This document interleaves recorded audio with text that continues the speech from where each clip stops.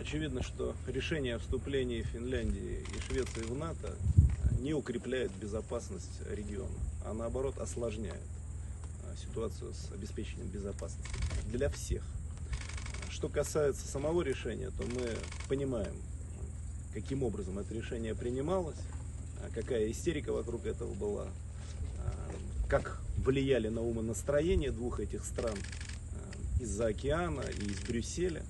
Совершенно очевидно, что в результате этого решения вот та самая известная линия Паасики-Кекконена, если говорить о Финляндии, да и отношения с нейтральной Швецией подлежат пересмотру.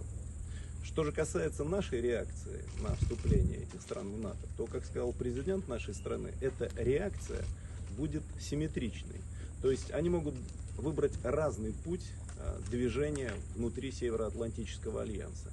Или умеренный, или, так сказать, что называется, полностью распахнуть калитку и принять решение о создании баз на своей территории, размещении ударных вооружений. Это зависит от самих стран. И симметрично этому будут предприниматься наши ответные шаги.